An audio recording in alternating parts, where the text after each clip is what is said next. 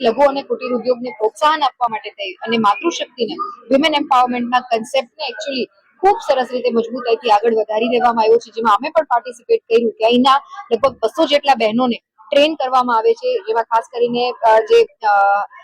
અગરબત્તી નિર્માણનું કામ હોય કે પછી મંદિરમાં જે ફૂલો ચડાવી એ ફૂલોને ડ્રાય કરી સૂકવી અને એનાથી અગરબત્તી કેવી રીતના બનાવી શકાય, પછી જે ટોપલીઓ છે, જે અહીંની પ્રાદેશિક જે એક કલ્ચરલ એક્ટિવિટી છે, એને ઉદ્યોગ સાહસિકતામાં કેવી રીતના કન્વર્ટ કરી શકાય, એમાં પણ બહેનોને ટ્રેન કરવામાં આવે છે. જુદા જુદા પર્સ હોય, નાસ્તા હોય, ધૂપ હોય, આ પ્રકારનું જે એક વાતાવરણ ફક્ત આધ્યાત્મિક નહીં, ધાર્મિક નહીં, પણ એની સાથે સાથે વિમેન એમ્પાવરમેન્ટ